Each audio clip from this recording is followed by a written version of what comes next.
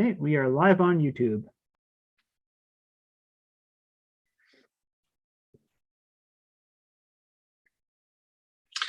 All right, good evening and welcome to the regular meeting of council for Monday, January 17th. I think this day will be remembered for a long time to come based on the numbers that we have coming in from the snowfall. So we will be addressing that and a number of other things tonight as we are a completely virtual council meeting. A number of us are, I think all of us are more casual. I know I'm wearing a hoodie because I just got in from shoveling, and I know right after this, depending on how long the council meeting goes, I'm going to be shoveling again. So this is a long day for a lot of people in our community, including our staff. So if you want to start, we're going to do O Canada, and then the Deputy Mayor, Bill Phillips, will read the land acknowledgement, then we'll do the Mayor's report.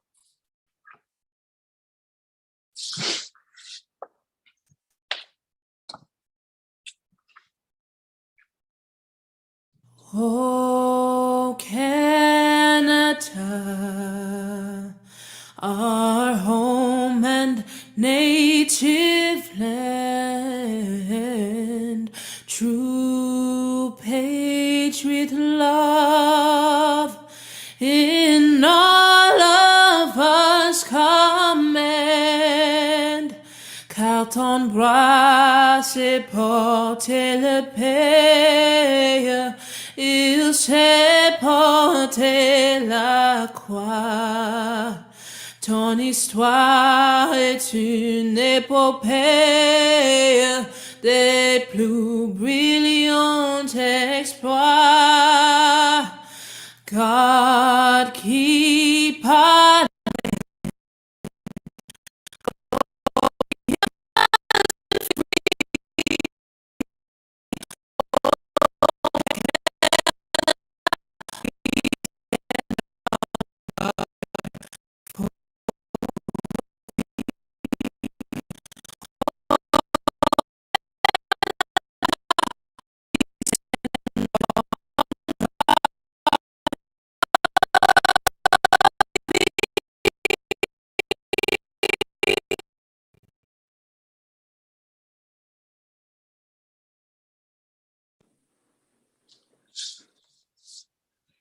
All right, Deputy Mayor Phillips.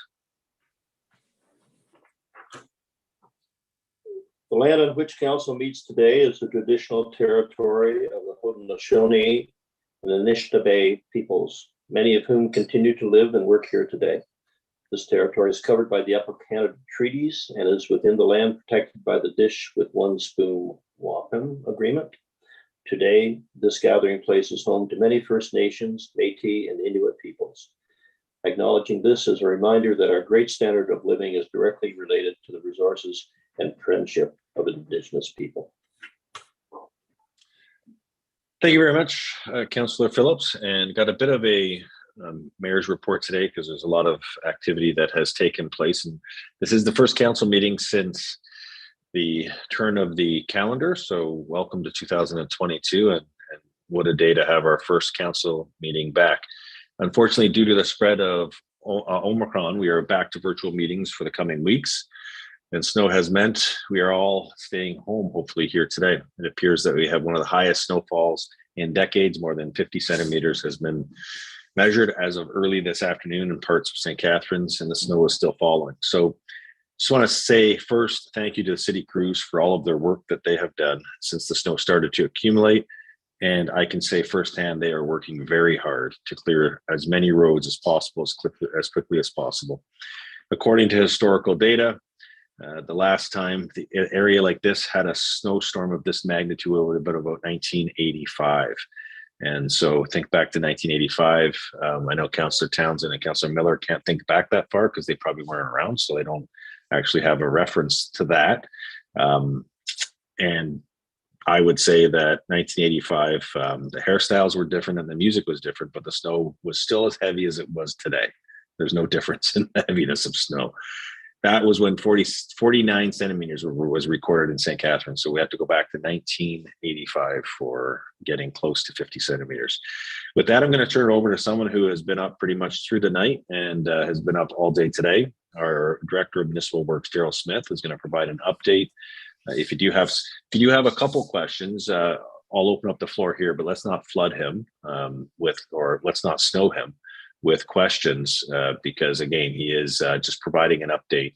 But if you do have pressing questions after his presentation as well, you can feel free to reach out to him and send him an email as well. So Director of Municipal Works, come onto the screen and give us an update. Thank you, Mr. Mayor. You did steal some of my thunder.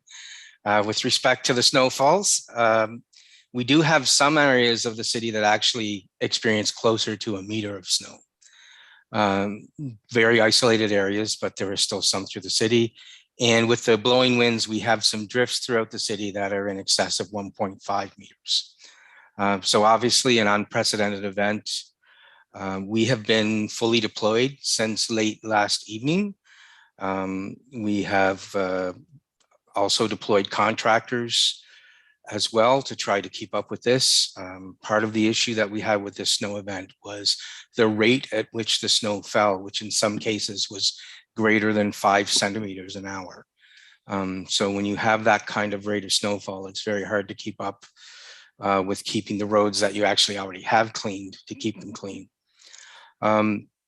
This obviously is, presented some additional challenges for a blizzard of this volume. We are going to have to do snow hauling operations, something that we haven't had to do for many years. But we will have to go around the city and haul snow away to get things cleaned up. But our plan of action right at the moment is to punch through all the roads as quickly as we can, and then worry about getting them cleaned up afterwards to try to get as much access to as much people as possible. To do that, we still have a full complement of large vehicles out this evening. We have a complement of contractor vehicles out this evening.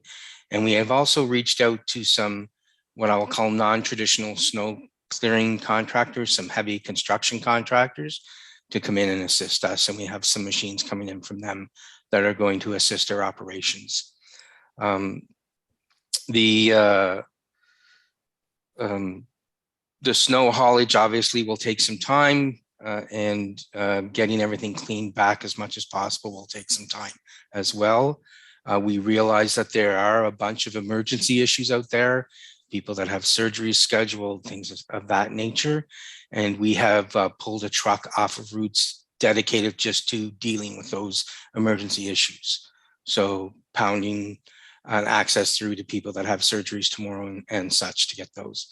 As such, though, because of the volume, and we have had to prioritize some of those as well. So we have been reaching back out to the public with these issues and finding ones, trying to help them find alternative ways to deal with this. So I fully expect that it will be sometime late Tuesday before we will have punched through on the secondary roads. That might even leak into Wednesday if the storm doesn't cooperate and we keep getting stuff blowing in off the lake, but we will get through as quickly as possible. Thank you. All right. Thank you, Director Smith. And on behalf of council, just again, thank you to your staff. I think what people fail to understand is that you had a crew working out through the night already while most of us were sleeping and waking up to quite a significant snowfall. So you already have a crew that's been 24 hours in operation, not the same crew, but then that does, to the public, that does present some difficulties moving forward because you can't have drivers driving for a continuous period of time without significant breaks. So just Daryl, on behalf of council to your team, please let them know how appreciative we are of all the work that they're doing. I think people need to have patience, and I hope councillors are articulating that to their own residents that, look, this is going to take time to clear up. Simply expecting that you should have your roads cleared if you're living in subdivisions is going to be a challenge, and we're getting there as quickly as possible, but people have to understand the gravity of the situation. So I think you've articulated that, Daryl, and if councillors have questions, I know Councillor Garcia, is it a question or? Thank you. Thank you, Mr. Mayor. I just wanted to emphasize for the public watching that last point that you made and that Daryl made, that I think I've gotten a lot of phone calls and emails, and probably every councillor has. And to understand that staff are working as hard as they can with everything that they can. And particularly secondary roads, they're not going to get to all of them today, and maybe not until the end of tomorrow, as he said. So please be patient, they'll get to you. And if you have an emergency, make sure you contact the city and let them know what the emergency is in terms of if you have to get somewhere that is indeed an emergency. Thank you. Thank you, Councillor Garcia. I also just want to note the number of comments that have come in about people helping other people. So, a lot of positive comments about people helping their elderly neighbors, people helping people get to the airport because of a very important trip back home where they couldn't miss the flight. Just things that show the neighborhoods do come together. We have a great city with amazing neighbors, and people just have to stay focused on helping their neighbors as well. So just want to keep going. We have two individuals that I'd like to acknowledge who had passed away in our community. George Hudson Sr., those who are in the Western Hill area of St. Catharines would know George Hudson very well. He is the owner and was the owner of Hudson Welding and Fabricating. For 46 years, he had the company. And everyone knows where Jerry the Giraffe is located, on the corner of St. Paul Street West and Vansicle. And that was George's business, and that was the landmark on top of his business as well. He was a member of the St. Catharines Lions Club, St. Catharines Business Club, the Royal Order of the Moose Law, and he had volunteered for many, many communities throughout the years. So just want to send our condolences to his children, Keith and George Jr., many grandchildren. He remembered he had a great infectious smile. He was a big man, and he had big hands. He had catcher mitts and just a person who helped a lot of folks with getting on the back or the thank you. Helped a lot of folks in the community. As well, I want to acknowledge Hanlon, and Jane Hanlon was a person of environmental awareness before a lot of other people in the community saw the need to get that wagon. She has been an environmentalist for pretty much all adult life, and she was tenacious. She had a great love of nature, and I know the councillors on this table from her many, many, many times over the years talking about to preserve our environment and the passion that she had for protecting our farmlands around us. And so she helped lead the climate action Niagara that later became Greening Niagara. And she will be very much remembered. And I think as we move through a lot of our environmental initiatives, be thankful for her starting a lot of those early things. And I know we have Regional Councillor Tim Rigby here today, and he'll remember Jane Hanlon as well, coming to council many, many times. So just want to say on behalf of our council to her family as well, she will be missed, and we are very grateful for the work she did in our community. As well, we also recently lost two individuals in our community, and while all the details aren't known, it serves as an important reminder that in addition to the pandemic, we continue to battle mental health and addictions in our community. Even before the pandemic, our community saw a significant increase in issues surrounding addictions and mental health. The last 22 months has just exacerbated this issue. It is clear that there's a need for additional funding to support our community. While some assume this is simply the more vulnerable homeless are on our streets, this is not necessarily true. These are complex issues, and I know our social services agencies in NAG region continue to work hard to support them. While social services falls under the jurisdiction of the region, and many of the programs are funded by the province, the city is also doing what it can through the programs like Outreach Project with Stewart of Street Outreach Team. And if you see someone who is in the cold, if you see someone who is in a challenging situation, call 211 Niagara, call 211, just call 211, and it will provide both the services, but you can also the location of the individual with that organization who will then provide assistance as well. So there's a lot of organizations, including the city and the region, that are doing what we can to help those in very, very compromised situations here in our community. Another example of our efforts to support the community is the Warren Center initiated at Market. While you open during cold weather advisories, the city is working with the Niagara to operate more frequently at the end of February. It serves as a way to keep people cold during the day when over shelters are not available during the day. And so for a complete schedule, go to stcatharines.ca/warming. And I also want to say thanks to our staff and for setting this up. Thanks to the social agencies who are also working to keep people out of the cold as well. And I just want to give a personal thanks to our team here at the downtown City Hall. Chuck Mill and his team from Engineering, Facilities, Environmental Services. They were there this morning. So while all of us were, sitting at home and the storm was brewing, they made it into City Hall and they cleared the way for people to be able to open up the Market Square. That was our staff. That was our team that made the effort to get to City Hall this morning to that Market Square was open 10 p.m. for 10 a.m. today. So I've done a shout out to our for the work that they're doing. As well, on January 7th, Councillor Matko has resigned as City Councillor, and he was sworn in as Regional Councillor for St. Catharines, and the seat vacated by Sandy Bellows. On behalf of the City of St. Catharines and staff, I'd like to thank Matt for his dedication to work as a City Councillor, from his role as his budget chair for the last terms to his efforts of the regions linking Niagara Transit. He was a leader in our community and on council. He would be a strong voice for Catharines at the region. First being elected, he will make an immediate impact at Niagara Region's table. In fact, we had meetings this week and he was jumping in talking about the homelessness and addiction in our downtown. I think he knows very a lot of. He was a downtown representative. On Friday, YMCA of Niagara announced the sale of the Walker facility to Area Development Corporation. I'm looking forward to meet the new owners and the YM to learn more about the vision property and how any partnerships could come into play to leverage this as an ongoing community hub.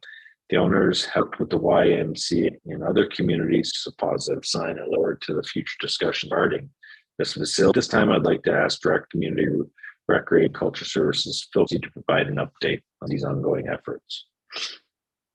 Thank you very much, Mr. Mayor, and good evening, Mayor and Council. Council will recall that there was a period of time when the YMCA and the purchaser were doing their due diligence as part of the sale process, and therefore conversations regarding what the future may hold as it relates to the YMCA programming and the use of the facilities and the partnership opportunities kind of took a back seat. The release issued by the YMCA recently in the last few days signals to us that the city and other stakeholders, other interested parties, such as the Save the Y group, can now go back to the table with the YMCA and the developer to see what potential partnership opportunities may exist and how programming can resume at that site and how we can continue to serve the community better in a recreation and leisure setting. So I look forward to going back to that table, and I will do my best to provide council with an update as we have them. Thank you. Okay, thank you, Director Christie. Just raise your hands. Is there some audio feedback issues that everyone's having? It's not just me. Okay, so I imagine the system is a bit probably overwhelmed as well, so we may have some audio difficulties moving through this. I also wanted to provide an update regarding the property at 282-285 Ontario Street with some recent legal action concluded against the property owner. I'm going to turn it over to Director Kitte, and she's going to take us through a summary overview of the property charges. And I think this is important because Director Kitte did provide an update to council through a memo. But I think the public needs to hear all the work that's being done on this property, because I think there's some folks that missed some of the notices that go out about what the city is doing on the property. So Director Kitte. Thank you. And through the mayor to council and the public, the city's prosecutor attended provincial offences court proceedings on Friday of last week with regards to 12 charges that were laid against the landowners of 282 and 285 Ontario Street. So that would be 6 charges against the numbered company and then 6 charges against the directors of those companies. Of those, 2 were under the Ontario Building Code Act. So one was for failure to comply with an order to comply. The other was for the demolition of the smokestack without first obtaining a building permit. The other 4 were under the city's new waste bylaw. 2 were against 282, 2 were against 285 Ontario Street. And these were for failure to keep land free of unsafe conditions and failure to comply with an order of a bylaw enforcement officer, which directed testing, removal, and disposal of surface debris from the property and the required submittal of a valid manifest. The defendants did plead guilty to all charges under the Ontario Building Code Act and the Waste Bylaw 2020-106. The justice found that $60,000 worth of fines were levied, and they are to be paid within 1 year. And the directors of the numbered companies were both given suspended sentences. This is actually the third successful prosecution we have had since the start of Council's action plan. In April of last year, the property owners pleaded guilty at Provincial Offences Court to 13 charges under the Ontario Building Code Act for failure to provide a schedule of all required inspections listed on the permits that were issued for the property, as well as failure to submit general reviews from professional engineers.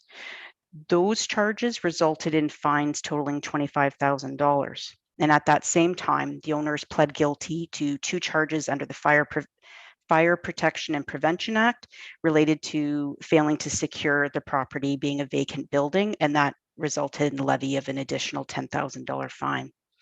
Then this past December, the Ontario Superior Court of Justice ruled that the owners are required to pay another $45,000 to cover the city's costs to secure the property through emergency orders under the Ontario Building Code Act.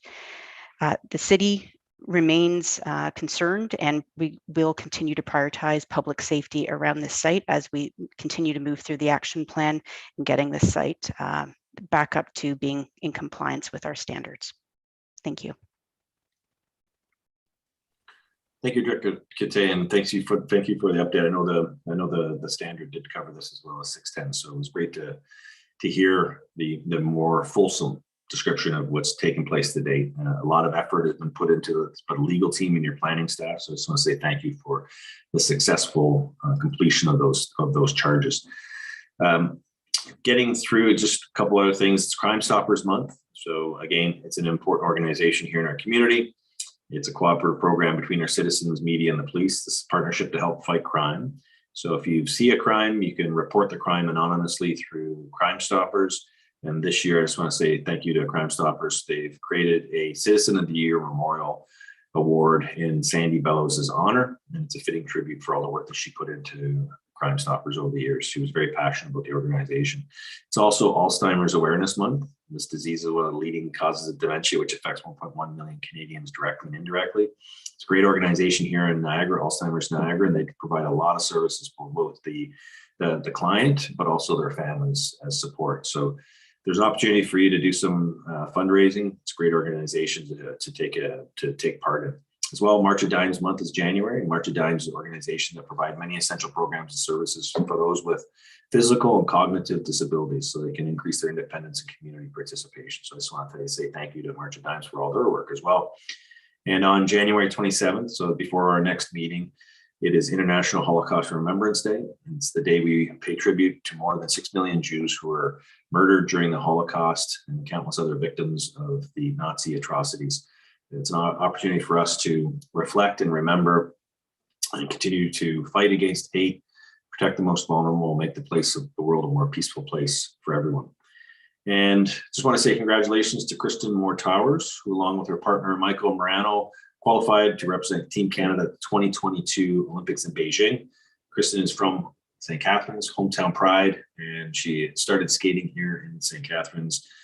She will be competing on February 4th, and then the pair short program is February 18th. She's got 2 programs she's participating in. With that, I'm just going to go over to the COVID wrap-up, and I just want to first ask Dave Oakes, CAO Oakes, to provide an update on the city's operations. But before I do that, I want to extend a gratitude to all the essential workers who continue to do their part in our community. I want to particularly acknowledge the effort of our healthcare professionals, including Niagara Health and Niagara Region Public Health. I could tell you, people on the periphery who really don't know anybody in the healthcare system may not have any idea the amount of stress that they're under right now. And they are under a considerable amount of stress from people from absentees, but also from the volume of COVID people who have patients who have come to the hospital. It is a very significant stress, and I am very thankful for all the work that our healthcare professionals are doing, because they're showing up every day. The ones who can are showing up, and showing up to some very, very challenging work conditions. So they are the real heroes in this right now. So I'm just going to say thank you to them and turn it over to CAOs. Yes, thank you, Mr. Mayor. I want to, before I start, I want to echo your comments and really give a shout out to the entire staff team across the corporation, from the front line who've been coming into the office, coming in to do their work on the plowing the roads, or working in the parks, or fixing water main breaks in the facilities.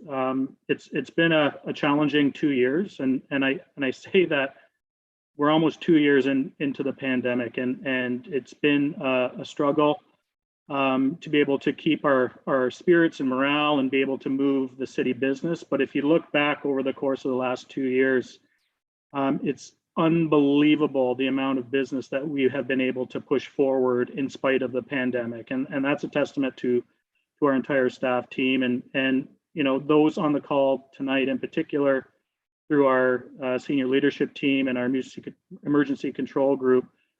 We've been meeting daily at the beginning, every other day and daily was 7 days a week at the beginning, weekly now. And there's never an issue with attendance at those meetings. There's never an issue with good dialogue amongst the entire organization, putting forward policies that we never thought we would have to put forward. And I think the fact that, you know, we're operating in an environment where 97% of our employees are fully vaccinated is a testament to a lot of that great work that's been done across the corporation.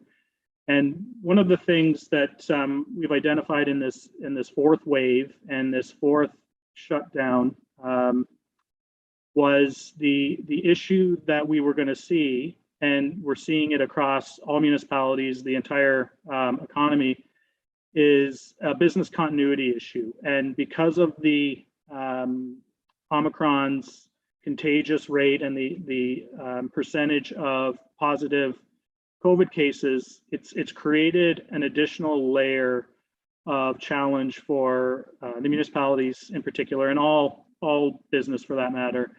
When people or in their family have a positive case, or now just symptoms of which could be a common cold, they're required to stay home and isolate for the 5 days until they're symptom free. So that creates a really significant challenge on the workforce and the ability for us to do the work, the day-to-day work, but also, you know, you factor in, you know, I'm not the scientist here, and I would suggest that this is probably more than 100-year type of storm event that we've seen last night, and the fact that we have full complement of staff and drivers to be able to manage is a testament to our entire team and the dedication that they all have. So I wanted to provide a bit of an overview to council. It's quite detailed in our COVID update report, and then I'm going to turn it over just for a quick financial overview to Christine Douglas when I'm done my few words, because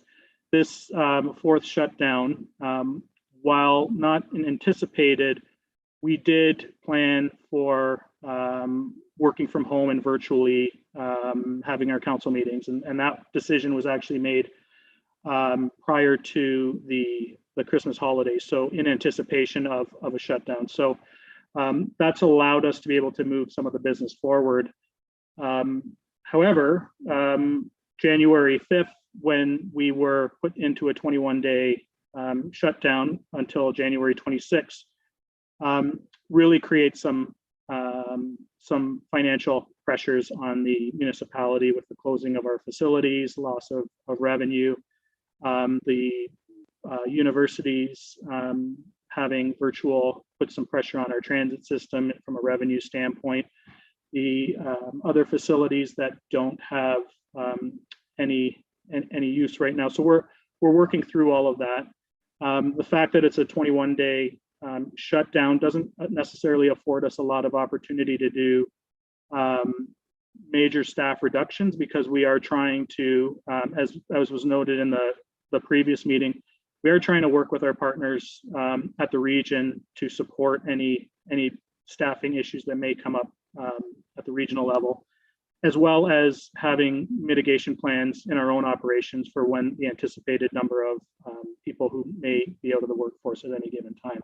I can report, and it's a pretty cool number, to be honest with you. Right now we have, just COVID related, we have 14 people out of the workforce isolating at home. And that's a very low number when you factor in the total workforce. So again, testament to our staff and the vaccination levels that we do have in our workforce. I'll just quickly go through some of the highlights of the report. As I had noted, the shutdown is scheduled until January 26th. So we have all of our recreation facilities are closed. City Hall is closed to the public. Any work or appointments that need to be had, we're trying to handle virtually or on the phone. There are some that can't take place, wedding ceremonies and a few other service disruptions that are currently being handled. We've seen in our boards and commissions, the library had to close a Port Dalhousie branch from a staffing standpoint. So there have been some implications in some of our facilities. The Meridian Center is closed for public use. However, the OHL is still playing and practicing within the building. So our staff are working and keeping the building operational for the Ice Dogs. However, as part of that, there isn't any associated revenue to help offset those costs. So it creates a few financial pressures to the municipality, and as well as on the OHL team, as all the teams for that matter, moving forward. So what we're trying to do is really plan and be proactive and continue our advocacy with the other orders of government, provincial, federal, to help support us in the request to have some additional financial support to help offset these additional costs that were either unanticipated or are being put forward to us after our 2022 budget has been approved. So there are a lot of efforts happening as we speak at the staff level, at the political level, trying to push forward with additional supports from province and feds. And with that, maybe I'll just pass it over to Christine Douglas just to provide a quick overview of the financial situation. Thank you, CAO Oaks. Through you, your worship, as the CAO has indicated, the city is in a modified step 2 of the province's reopening roadmap. So until at least January the 26th. So with the city approving its 2022 operating budget, it was built and approved prior to us anticipating this restriction being in place, and therefore has put some financial pressure on the city's operations as well as our boards and commissions. Unlike the previous 2 years, as the CAO has indicated, the city has not yet received any funding support announcements from the federal or provincial governments. So as directed by council in December, staff have advocated with a letter to our premier and requesting financial assistance for 2022 operations, as well as our mayors working with the large urban mayors and advocating as well. Although very early in 2022 budget year, the city staff have worked collaboratively to estimate the financial impact of the current restrictions on the city's budgets. So when we look at the tax levy, the monthly impact for January 2022, we are estimating an impact of $441,000 unfavorable impact. With the St. Catharines Public Library, although they are estimated unfavorable balance due to their current restrictions and having to reduce their capacities, they are forecasting that they will be able to monitor and eliminate this unfavorable variance by the end of the year. With regards to our first Ontario Performing Arts Centre, they're estimating a net impact of $51,000 due to the current restrictions on their operations for January of 2022. Our St. Catharines Transit Commission is estimating a $1.38 million unfavorable variance for the first 4 months. And as indicated by the CAO, there's impact of the current restrictions on the ridership due to Brock holding a majority of its winter classes virtually and the Omicron variant causing high level of employee absenteeism from various workplaces. With regards to the parking budget, it continues to experience impact of restrictions, and with the retail businesses partially open and restaurants reliant on takeout, and it's important for the parking spaces to continue to be available for customers for their curbside pickup. With regards to our water and wastewater budget, 2022 budget will be presented to the Budget Standing Committee next Monday, January the 24th, and staff are completing our year-end transactions and anticipate that we should end 2021 for this water and wastewater budget in a favorable position. So therefore, at this time, when we look at the total impact that we are forecasting, it's approximately $1.87 million. Staff have been proactive to reduce the financial impact as much as we can. We've communicated with our directors and managers to reduce discretionary spending and to defer non-essential purchases until later in the year. Also, we're exploring financial assistance from upper levels of government. We are looking at workforce reductions for our part-time and our staff population, and we're also reviewing our essential and non-essential services. So the current contingency reserves are also available to assist the city with this financial unfavorable forecast. We have a small balance in our tax rate stabilization reserve of $277,000, and then we have an uncommitted balance in our civic project fund of $3.2 million. Should these modified restrictions extend beyond January the 26th, the estimated financial impact would increase for the city, and the city would need to implement other mitigation measures to reduce the financial impact and the pressures, which would include the usage of our existing contingency reserves. Your worship and CAO, that completes my update on the financial impact on the city and its boards and commissions. All right, thank you, Director Douglas, and thank you, CAO Oaks. We do have a report further on, but Councillor Garcia.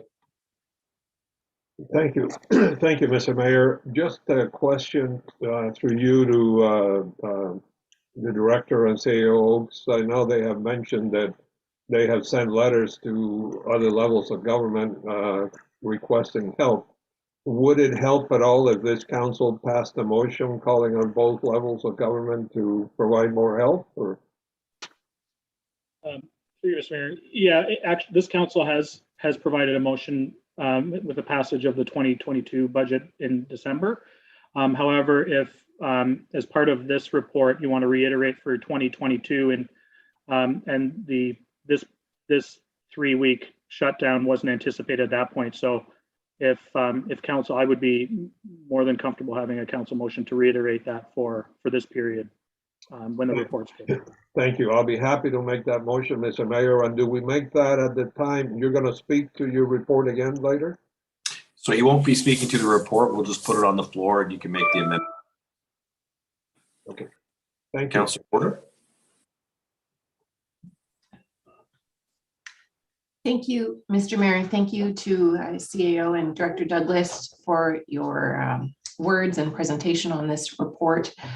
I have a question related to policy of warming and cooling centers. Do we have an established policy, and do we need an established policy? I'm not sure if we've got one. We've been opening them, and I really appreciate staff's willingness to do this. I know that we used to open them according to a call from the region, and now I'm not sure if the region's still making the call on the weather. I think we're going with Environment Canada updates. So I'm just asking if we need to set an established policy and if this is something you could do and bring back to us. Through you, Mr. Mayor, we do have a protocol in place for warming and cooling centers.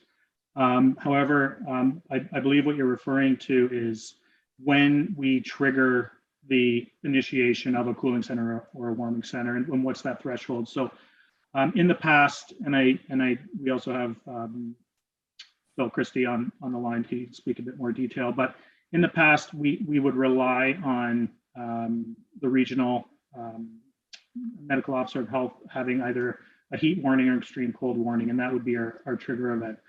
What's happened recently is Niagara no longer issues those warnings, so we rely on the Environment Canada forecast in many situations, sometimes that the threshold, whether it's minus 15 degrees, may in fact be too cold or too late to initiate a warming center. So one of the things that, if that's what you're referencing, is at the trigger point and how do we manage it. So the approach we took this year, in particular, considering a lot of facilities are closed, is the decision has been left to staff and myself to make the determination. So we've actually reduced that threshold just for the sake of trying to provide some support to the population. So a policy, we could definitely work on that to bring something back to provide better clarity, not only to council and the community, but to our staff in terms of how we want to initiate some of these, the trigger events when we want to implement the warming or cooling centers for that matter. I don't know, Phil, if you have anything else to add to that. Thanks, Dave. So through you, Mr. Mayor, to the councillor, maybe the only thing I'll add is that among the other trigger points that CAO Oaks has already mentioned, this also will allow us to get to know our community partners better in terms of what they're offering during the day or at night, how the transition of what's available can be sort of handed off, for in terms of operating hours. So our team's already started to formulate those ideas, and through the work that we've had to do to open the warming centers as quickly as we did last week, and even this morning was as an example because we had to open an hour and a half early. It puts us in a better place when we know what our community partners are doing, and admittedly we didn't have that really good idea of what that is. So we are in a better position now, and we'll definitely bring the council report to council. Okay, thank you for your work. So I think when this comes back, that'll just be a direction or request to staff for that. So thanks very much. I don't have anything else right now. Okay, thank you, Councillor. Okay, so we're going to go now to the adoption of the agenda. And I know it took a while to get through some of the other information, but I think the public needed to be aware of a lot of the content that we just talked about. So I'll go to the clerk and adoption of the agenda. Thank you. Through you, Mr. Mayor. There are no additional items of correspondence were received for this meeting, but the following amendments have been made to your agendas this evening. At the meeting of December 13th, Council approved amending monthly parking lot pass C for Start Me Up Niagara employees to a rate of $25.38. This is just advising you to keep with the consistency of our own policy. We're having to round that up to $25.40. Councillor Porter has provided a motion regarding Community Homelessness Initiative Plan funding shortfall that she would like to have considered this evening. The matter will be discussed later during the motions section of the agenda. And that's it. That's all I have, Mr. Mayor. Thank you, City Clerk. Now we need motions. Mover and a seconder. Councillor Harris, seconded by Councillor Miller. Councillor Littleton, thank you. And all in favor, show of hands. Okay, that's carried. Thank you. Okay, so we're now moving into the adoption of the minutes. We're a motion to adopt the minutes of council for Monday, December 13th. That was last year already. Councillor Harris has hand up for moving it, seconding it by Councillor Phillips, and all in favor? Okay, that's carried. Now we're moving on to conflicts of interest. If there are any conflicts of interest, just let the clerk know. I don't think there are any today. And as well, moving on to the consent items. So to the clerk, if you want to go through the consent items. Through you, Mr. Mayor. Tonight's consent agenda, we have 6.1 Economic Development and Government Relations Director, 2030 Commonwealth Games, bid, sports, venues, and requests for proposals, and 6.2 Legal and Clerk Services, Office of the City Clerk, Council Correspondence, save and accept sub-item 8. Councillor Dodge. Oops, I'm sorry. Move a seconder, and Councillor sub-item 8, Councillor Garcia, you lifted sub-item 8. What would you like to do with that? Yes, Mr. Mayor, do you want me to speak to that now? Yeah, I believe you're lifting it and moving it to the next meeting. Yes, I, I wanted to provide a notice of motion that I will have a motion at the next meeting requesting assistance and information from the Ministry of the Environment regarding PCB concerns.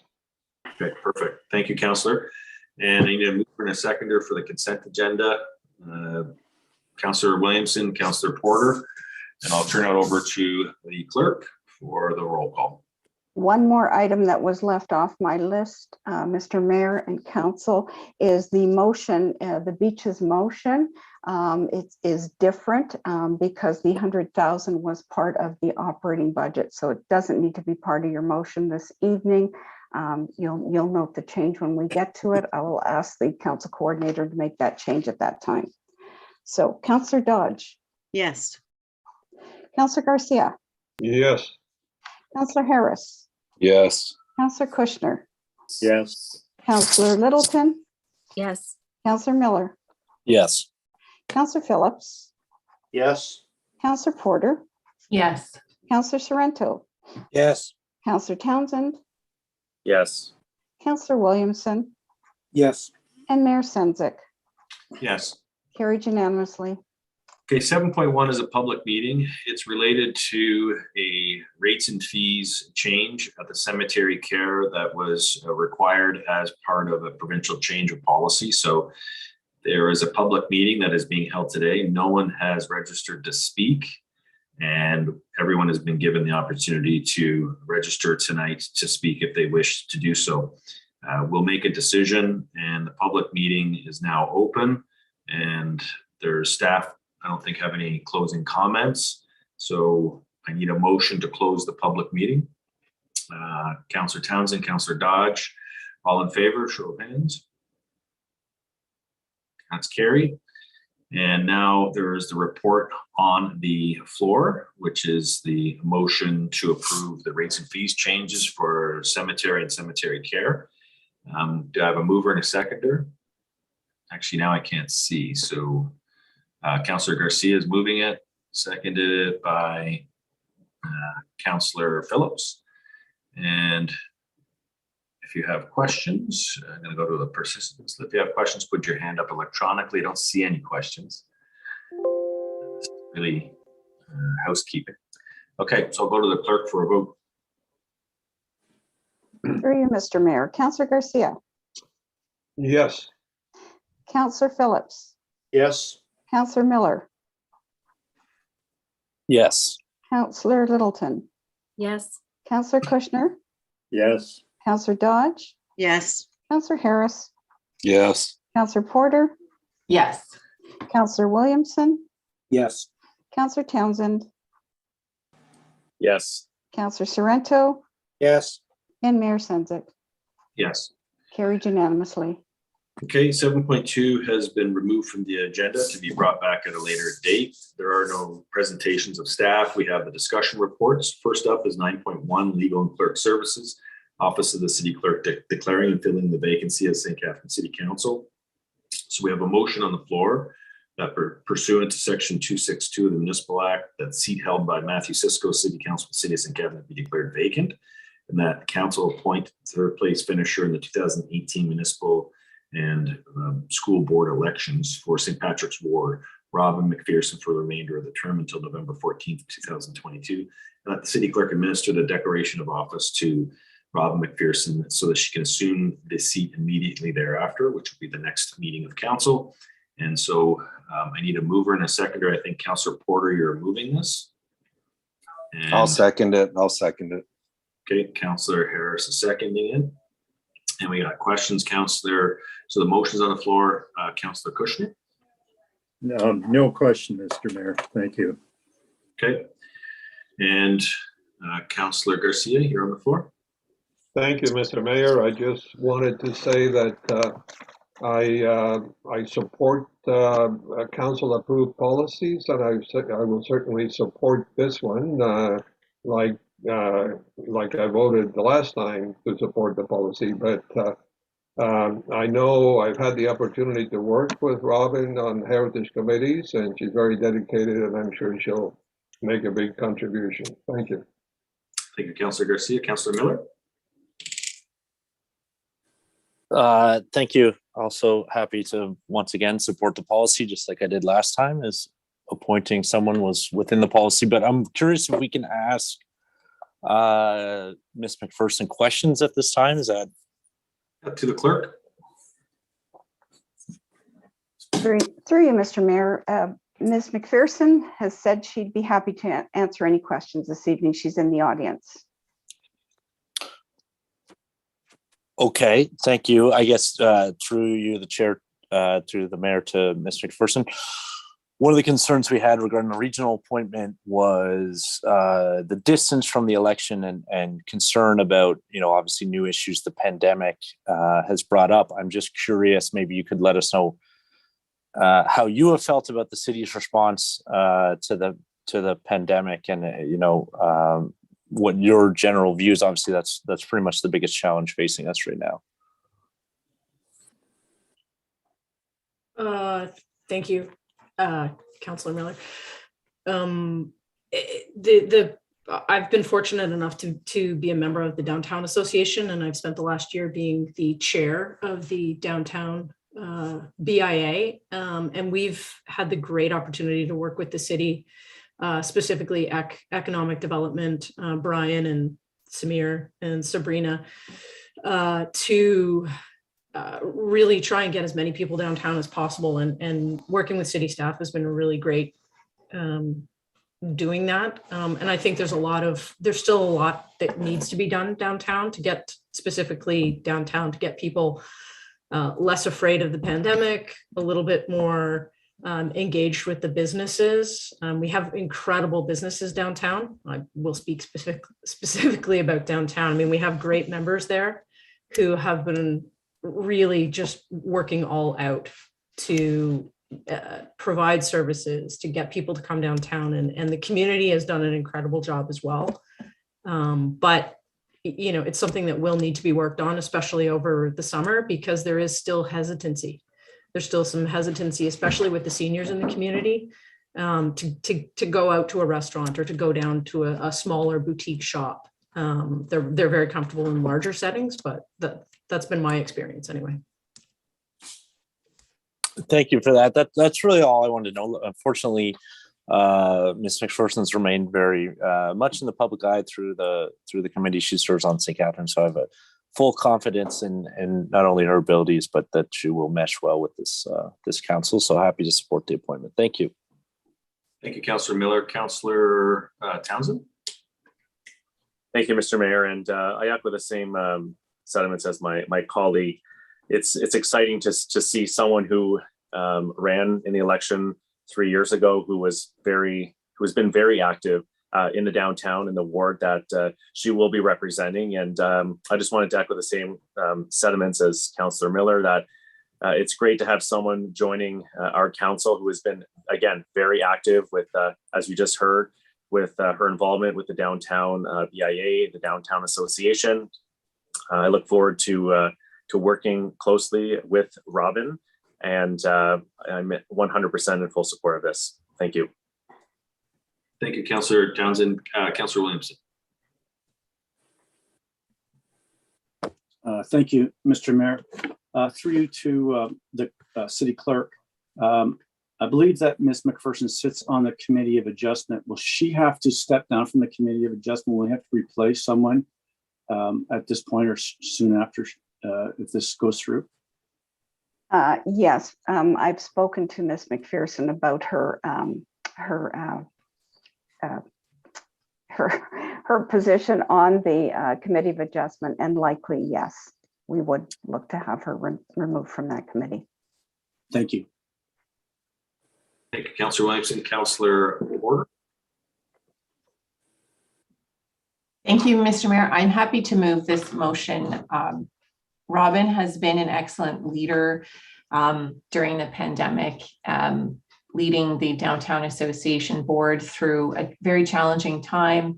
There was, a staff retirement and a hiring process in the middle of the pandemic, businesses struggling, and she's been able to bring the Downtown Association through this, and has spent many years on several committees And some of those committees are challenging. The Committee of Adjustment certainly requires a lot of planning knowledge and dedication. And it's I watched some of the meetings, and it's a bit of a difficult city committee to sit on. So it brings so much to the table, which is what we need right now, specifically during a pandemic. It's important when we appoint people, when we appointed Councillor Cisco, now appointing Robin, looking at our policy, but also looking at what we know the needs of the city are during the pandemic, which were different than they were 3 years ago.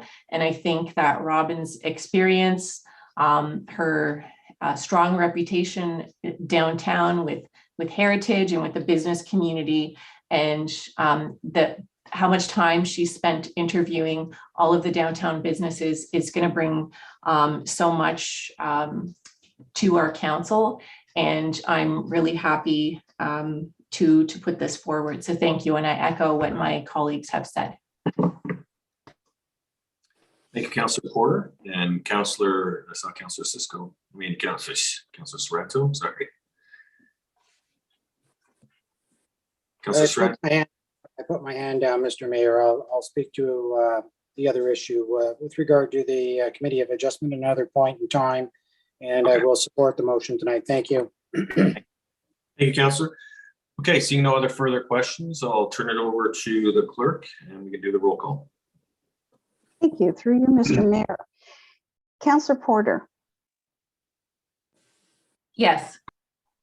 Councillor Harris. Yes. Councillor Kushner. Yes. Councillor Dodge. Yes. Councillor Garcia. Yes. Councillor Littleton. Yes. Councillor Miller. Yes. Councillor Phillips. Yes. Councillor Sorrento. Yes. Councillor Townsend. Yes. Councillor Williamson. Yes. And Mayor Sendzik. Yes. And that's carried unanimously. Okay, so the next steps to the city clerk. Bonnie, what will be the next steps so that we're all on the same page? Yes, prior to the reading of the bylaws this evening, I will do the declaration of office online with Robin, and she will sign off this evening. And then following that, we have some orientation for Robin so that by the 31st, she'll have as much information as we can give her to begin her new role. So congratulations, Robin. Does she get a pen? Does she get a pen? Well, we'll see about that. Okay, just the checking. budget's tight. Councillor Kushner has a lot of pens. I'm sure he can give one to a former neighbor. The ink has dried up, Mr. Mayor. Thank you. We call that invisible ink, Councillor. All right, we now go to the CAO update COVID, which has been required. Councillor Garcia, I believe you have a motion that you want to, so why don't you move this motion, Councillor Garcia, and then we can get a seconder if someone can second this one. Councillor Dodge, and that's good. I'm glad Councillor Dodge seconded this. Take it to Emo. I know Emo. Thank you, Mr. Mayor. So I already drafted my motion, which is on the screen. So I'll read that and hope that it's okay. Okay. So that report CAO 066/2022 regarding COVID-19 update January 17, 2022 be received for information, and the council calls on federal and provincial governments to recognize the radically increased shortfalls at the municipal level caused by the current Omicron wave and immediately provide much needed additional financial assistance to municipalities. And I will ask CAO Oaks if that covers what we need. Thank you, Councillor. Sorry, through you, Mr. Mayor. I believe so. Radically increases a little. We may want to remove the radically, but I also think we would want to add, in addition to the request we made in the December motion of council, because that one was dealing with the remainder of 2021. So we just want to make sure that we're recognizing this is an incremental request as well. Okay, I'll be happy to remove radically. I just wanted to emphasize. Understood. I like that word. So Evan, I think put a date in, put the year in here. So recognize the increased shortfalls in 2022. Yes. Good point. Yeah, that's so this way we can go at them with both because we're still looking for increased funding from 2021. Good job. Thank you, Councillor Garcia. Thank you. On this one, going to get to my participants list. Seeing no further questions, I'll just call the question to the clerk. Do you want to do the roll call on this one? Sorry, Mr. actually, Mayor. sorry. Can I ask one question? Sorry, I forgot about this Okay. one. Sorry, Bonnie. Through the mayor, and I think this is for the CAO, and I asked on behalf of a resident who was curious about where we're at in terms of mask bylaws. If you recall, we put in a mask bylaw, then the region did, then I think the province did. So how does that break down right now in terms of mandating the wearing of masks? Thanks for the question through you, Mr. Mayor. We had this conversation actually at our last emergency control group. So essentially, and I'll start, and if I need to defer to our solicitor, I will, but I think I have the story straight.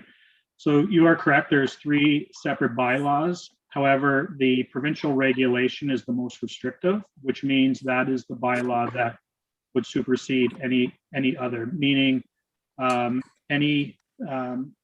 bylaw has a provision for 10 and under do not require the wearing of masks. The regions is 5 and under do not require, and the provincial regulation is in fact the age 2 and under. So that's in fact the prevailing regulation that would mandate the mask prohibition. So rather than change our own bylaws, it's more of a communication, and we've been working with our communication staff and with the large property owners to reflect that. So when they do put signage up, that it reflects the provincial regulation. Okay, and I think the follow-up was I had a few emails. I'm certainly in favor of wearing masks and enjoy wearing my mask, particularly on days like today. But there was some concern about comments Dr. Tam had made at the federal level about the efficacy of cloth masks against stopping Omicron. So I get the impression that there is sort of some buzz building around removing mask bylaws. Can you, I suppose, maybe let us know if that conversation has come up at all? Again, not something I would be in favor of, but I think that there are members of the public who are curious about it. Thank you. Sorry, go ahead. I can jump in. I know our Director of Medical Health here at the region, Dr. Hergy, addressed this at a public health update 2 Fridays ago. And while Dr. Tam is talking about the highly transmissible nature of Omicron, if you have a mask on, whether it's cloth or N95, it is still better than no mask at all. If you have no mask completely, the air particles that are circulating are your ability to pick up the virus is pretty much 100%. With a mask of any sort, you're reducing that. What essentially he is also saying is that in high congregate settings, the masks need to be something like an N95. In more casual settings where you're in and out somewhere, the current masks that are being worn are I don't want to say good enough, but they're providing the protection that you require at that point in time. Okay, thank you. I think that's sufficient, and hopefully that message will get out to the public, because again, I think it's obviously messaging during all of this pandemic has been a challenge, and when most government levels have met, but sometimes it gets a little bit confusing. So hopefully that word gets out there. Thanks. Thank you, Councillor. I can agree with you 100% on that. Okay, the vision. Oh, now we got to do the vote. Sorry, Bonnie. Through you, Mr. Mayor. Councillor Garcia. Yes. Councillor Dodge. Yes.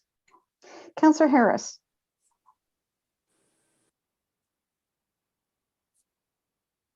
Councillor Harris?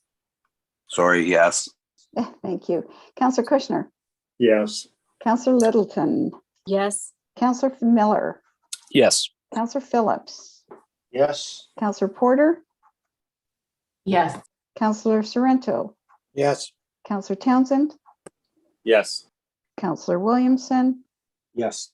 and Mayor Sendzik. Yes. And Okay, that's carried unanimously. Okay, 9.3 Vision Zero program has been moved to the next agenda, so that'd be next council meeting. The region, they're meeting with Grimsby tonight because there's a couple of issues that need to be resolved.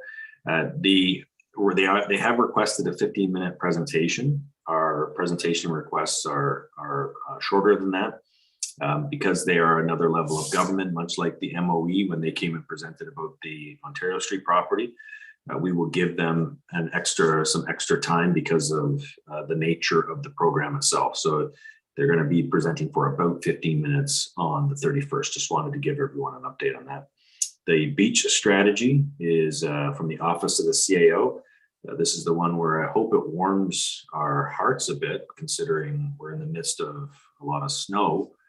Thinking about the beaches in Port Dalhousie and Port Weller is something that I think we're all dreaming about right now. And I will turn it over to, I believe, Councillor Phillips is making the motion. The second is Councillor Dodge. Do you want to touch on this, Councillor Phillips, or do you want to go to the CAO first for just a brief background on this? Yeah, I think we could go to CAO folks and give us some background. Thank you. Thank you, Mr. Mayor, Council. This report is really providing council with an update on the 2021 beach program.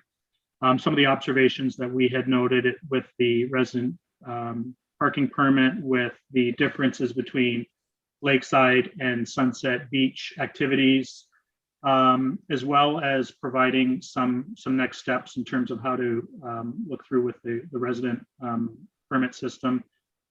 As well as some of the motions that came out of the initial discussion back in, I believe it was May of 2021, with regards to financial impacts of different elements to be put within the beaches. So the report is quite comprehensive. It's really a staff team that touches on a variety of our departments. So we do have our department directors here to be able to answer any questions that council may have throughout this, but that's really the intent of this report.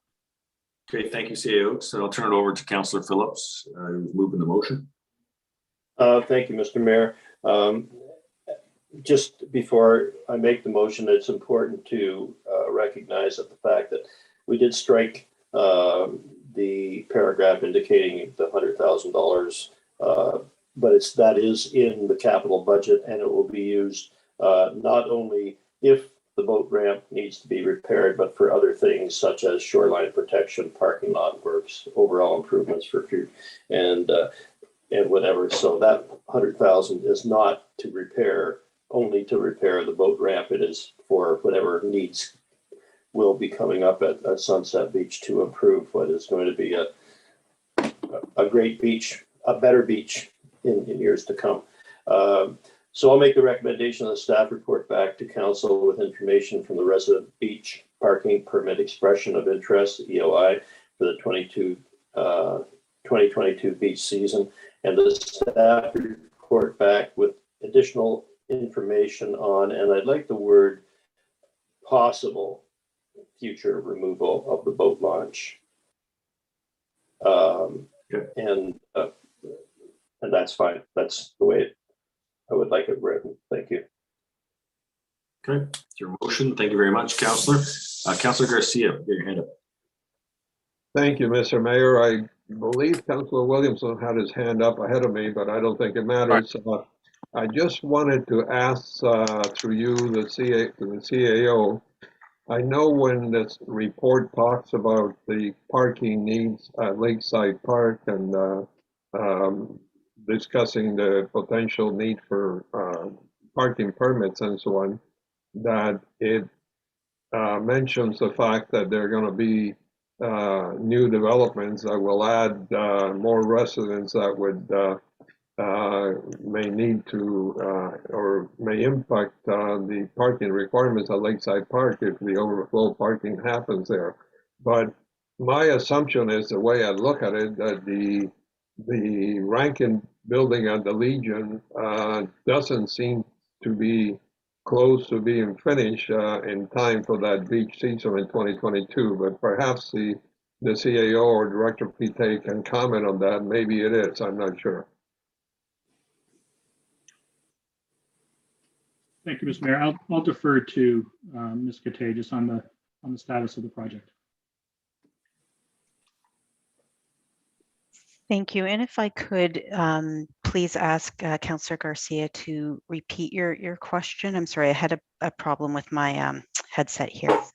Sorry, so my question was, because the report on the beaches says that the needs of Lakeside Park parking lot may be impacted by residents in the new developments, whether the Rankin building at the Legion site, which is the first one that would be ready, is anywhere near being ready for the beach season in 2022. I don't get the feeling it is, but you would know better.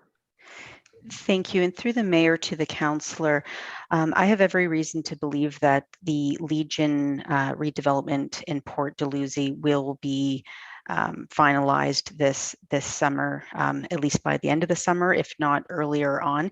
Of course, all of the exterior grounds work will be dependent on the weather. So you certainly won't see anybody out there grading and paving on a day like this, but if we have an earlier spring, then it's certainly possible that it could get done this year. So it could be that there would be residents there in during the beach season then? Yes. Okay.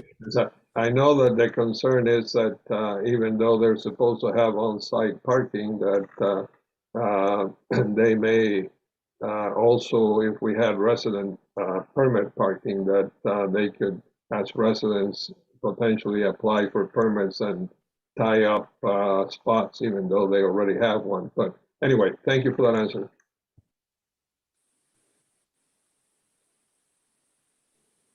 Okay. Sorry about the list. Councillor Townsend, you're up. Thank you, Mr. Mayor. Through you, my question is, I'm a bit concerned here with the wording here of the removal of the boat launch. We gave direction on the beach strategy to have the boat launch repaired. I'm trying to get some understanding as to why we are now focusing on completely removing the boat launch. And I'm also concerned with, we've given direction with residents' input who have included this in the list of needs at Sunset Beach.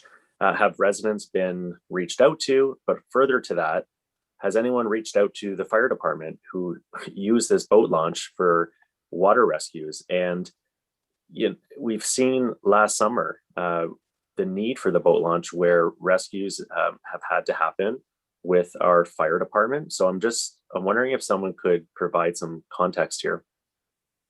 CEO Oaks.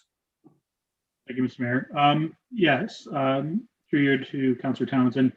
The boat launch in its current existence, and I'll ask Director Martuccio to provide a bit more context as well on the status of the launch itself. So we did have an engineer come in and do an assessment on the structure, and there's some significant requirements to keep it to a point where it's still to be in any type of usable working order over the next 1 to 2 years. To do a full replacement, there's a significant cost involved with that. The discussions around the staff table had been some of the challenges that we run into for the incompatibility, I guess, between the boaters and the swimmers, and create some challenges. So the discussion around the staff table was looking at the other boat launches that we have within the municipality and Port Dalhousie and in Port Weller at the marina, utilizing those facilities to launch boats. Our recommendation is to try to keep the use for Sunset Beach as a swimming and recreation, and having the boats use the other facilities. Having said all of that, I'll just quickly defer to Mr. Martuccio to provide a bit additional context. Thank you. Through you, Mr. Mayor. Yeah, later in 2021, we had a structural engineer undertake a visual assessment of the boat launch. Staff have had some concerns with regards to its overall integrity. Based on their visual inspection, they've identified that the existing boat launch has some significant concerns structurally. A lot of it is with regards to the impact of water, wave action on the structural integrity of the boat launch. So there's been a recommendation of about $100,000 in order to allow continued use of the boat launch in the short term. However, they have identified that if we intend to operate a boat launch for the longer term, that the boat launch should be rebuilt. We also have shoreline protection work that is planned for Sunset Beach. It was part of our overall shoreline assessment that we did after the high water levels. So at that point, it would be an ideal time for us to undertake the shoreline protection and either remove the boat launch if that's the will of council and staff, or to rebuild the boat launch. So the 2021 or the 2022 budget has $100,000 for the short-term repairs, and there's also an additional $45,000, I believe, just to initiate design for the shoreline protection. No shoreline protection work will be undertaken, however, until we complete the compensation plans for the shoreline protection that was done at Abbey Mews and Shore Boulevard. Okay, thank you for that. My question is, have we reached out to the fire rescue services about the potential removal of the boat launch at one of our busiest beaches within the city? The reason I ask that is because if you look at other beaches around Ontario, for example, Barrie Beach, Wasaga Beach, Salpo Beach, all of those beaches all have boat ramps. It's concerning to me that if we remove this boat launch, fire water rescue services may have no way of getting into launching their rescue watercraft. And further to that, it concerns me with this idea of potentially launching a fire water rescue over in Port Dalhousie, because when it comes to water rescues, time means something. So my question is, I guess the CAO or to Director Martuccio, has the fire department been in conversation about this potential removal of the boat launch? Okay, Mr. Mayor, I'll defer to Chief Upper. Through you, Mr. Mayor, to Council, Councillor Townsend. We've had conversations in regards to the rescue component at Sunset Beach. Because of the exposure to the winds and being open to the lake, it presents a really difficult launch for us at Sunset Beach, where our preference would be to go to Port Weller and come in. Port Weller is much more, it's protected from the wave action, and it's a much easier launch to launch our boats. So in losing the boat launch at Sunset Beach is not problematic for us. The other piece is we do a lot of shore-based rescue. So if there is somebody who is near shore, we can attempt rescue from there. So we're okay with not having the Sunset Beach boat ramp in its existence now. Okay, thank you. I would have deferred to the chief. I didn't realize you were on the call right now. I do have one last question through you, Mr. Mayor. My question is in regards to the paving of the parking lot at Sunset Beach. What is the timeline for that? Just for maybe the public watching. Maybe I'll take that one on. Through you, Mr. Mayor. Sunset Beach, the design of the parking lot is in the budget. That is one location where we are looking to implement called a paving strategy that's a little more environmentally friendly, that will allow us to use those types of standards at other locations across the city. So we plan on initiating design on that project this year. Thank you. Thank you, Councillor Townsend, for those questions. And we go over now to Councillor Williamson. Thank you, Mr. Mayor. Okay. Number one, I do think it's going to be important for us to get some public consultation on this, because there was lots of interaction between the public and staff, and it was I commend people for putting this together on council's direction. It was had to be done quickly, and a lot of people had to do a lot of work and had to put up with some challenges, let's say, from the in dealing with getting it straight. So we need public consultation. I do agree with CAO in terms of trying to reduce the conflict between particularly jet skis and swimmers, people using the beach. I think it does represent a conflict. I'm not sure if maybe I could direct this to the fire chief or to the CAO. If I know that Niagara Regional Police occasionally uses the Canada Coast Guard station at Port Weller. I don't know if that would be another alternative for us, or if there's been discussions with the Coast Guard as that they have docks and maybe could be used as a launching facility. So through you, Mr. Mayor, to whoever might want to take that query. CAO Oaks, who do you want to direct that to? Fire chief can respond to that. Chief Upper? Through you, Mr. Mayor, to Councillor Williamson. We've done some training together with the Coast Guard, and what we found is that it's quicker for us to access the launch in Port Weller than it is to get to the Coast Guard's launch. And it's just easier for us. We have better access at the Port Weller launch for launching the boat. So for us, the preference is to go there versus to the Coast Guard. Thank you, Chief. Just a couple of thoughts. The Moby mat at Lakeside Park may require some attention. I think it might have been damaged, and I meant to alert staff to this. We got other things we're dealing with the storm, I know, but I just thought I would mention that. I think one of the issues that we didn't resolve through the parking strategy at Lakeside Park, and I know we cannot ban overnight parking because, for good reason, we don't want to encourage people to drink and drive, but there were still people staying for extended stays in the parking lot, tying up the parking lot for multiple days, if not weeks. And one occasion I saw a vehicle with like a car, a canvas tarp or a vehicle cover on it, meaning they were, and it stayed there for some time. So I think we have to have some kind of program, whether people can't stay for 2 nights or something, to eliminate that issue, because I think that was one of the reasons we went to the parking. One of the motivators for the parking strategy to begin with.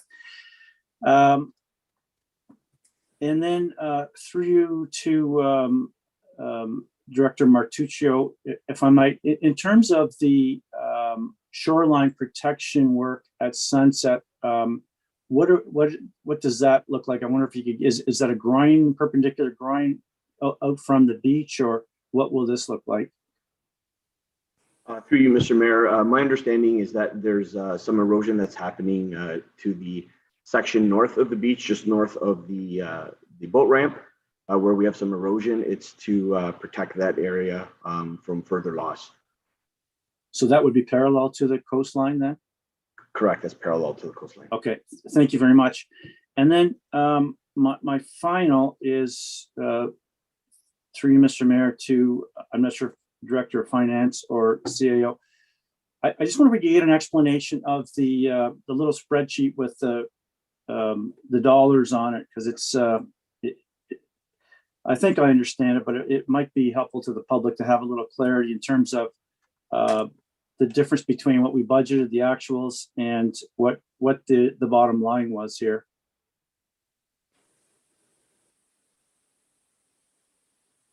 And I don't have it up in front of me because of with the virtual meeting set up. So who wants to? Through the mayor to the councillor with regards to the appendix 2 to the beach strategy report. Included in the report was what we estimated as being the revenue and expenses, and then we actually have our actual, so how we actually performed for the 2021 beach season.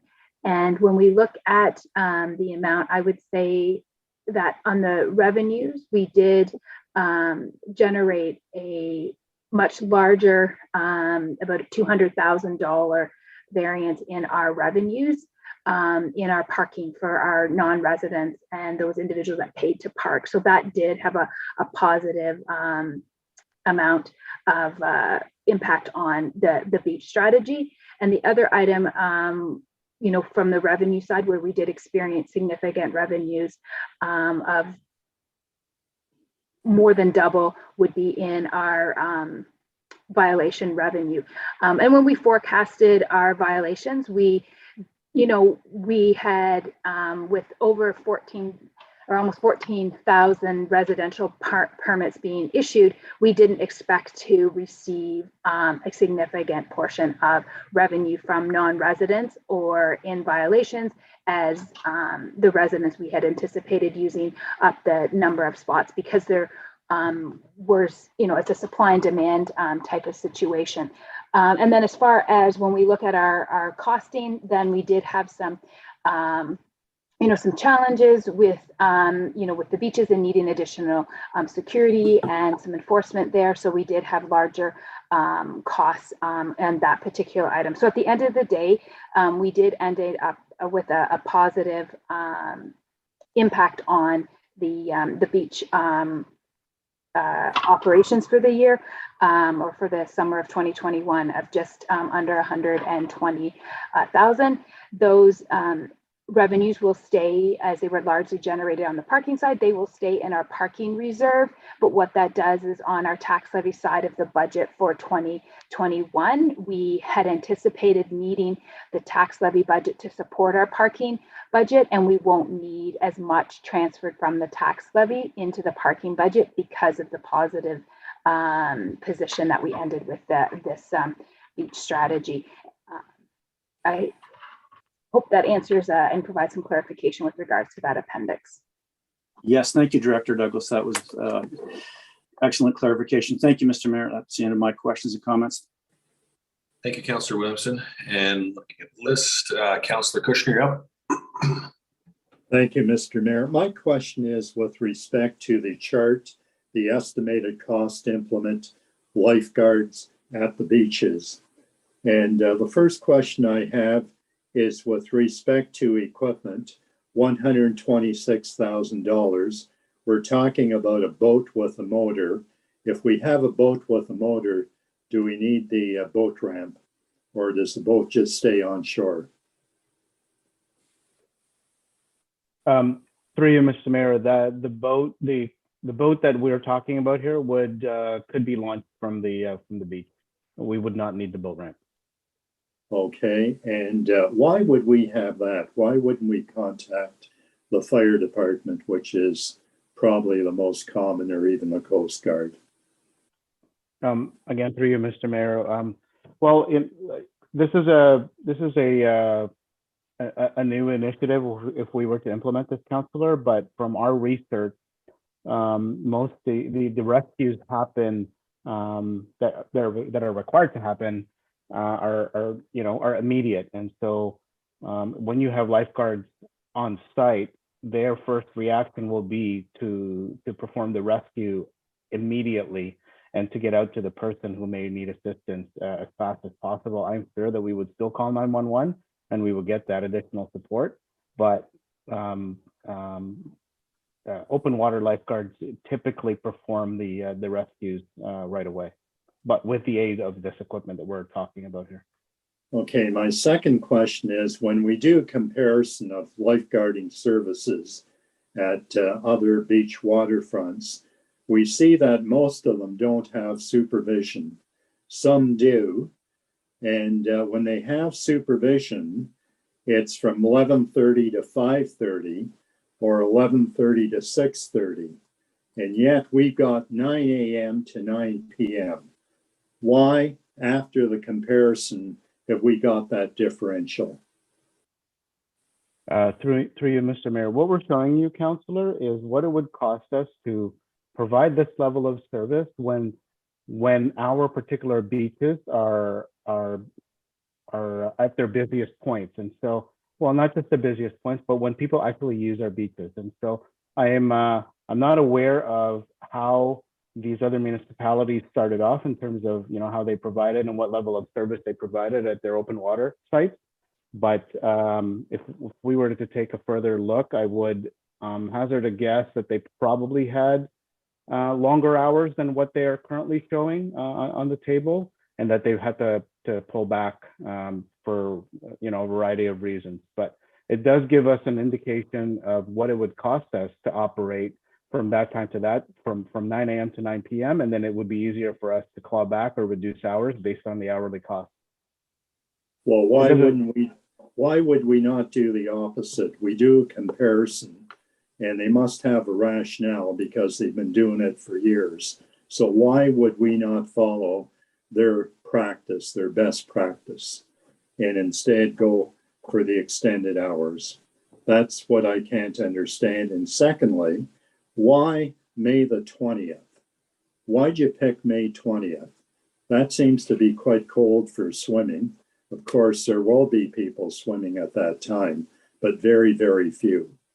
So where did you get the May 20th from? Did you get it from the other municipalities?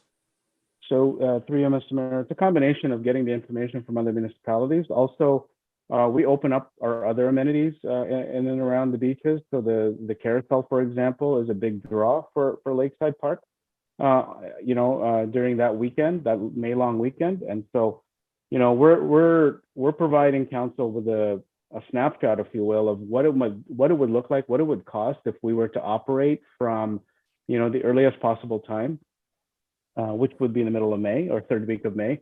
The other interesting thing to note is that if we were to wait past or beyond May 20th, I'm not sure if we're going to be able to recruit lifeguards. So we started recruiting for lifeguards around February or March. And if we don't give them start times, until June, we're probably not going to be able to recruit lifeguards who will stay with us all summer. So part of that is strategic on our part to make sure that we are able to get the qualified employees, provide them training, get them employed, get them to stay with us. Staff retention is very, very difficult at this time, specifically in aquatics. So that would also be a reason why we would be proposing that start date. Okay, but if that's the case, I don't understand why the other communities don't practice the same logic. So I'm very hesitant when I see a additional cost of $548,000. In my opinion, we could pare that down. We could start with a lower cost and, if required, build up. Thank you. Mr. Mayor, just for clarity, this number is being provided as a bit of an order of magnitude. It is not being recommended. So staff aren't recommending that we introduce lifeguards. It's just for the consideration of council. Yes, I do recognize that, but at the same time, I find the cost somewhat inflated. Thank you. Hey, thank you, Councillor Kushner. So you're not looking for any action on this? You're just looking to... No. Okay. Thank you. All right, we got Councillor Porter, followed by Councillor Miller and Dodge. Thank you, Mr. Mayor. I just want to start out with two comments. The first one, through you, Mr. Mayor, the sound of jet skis at Sunset Beach is just terrible.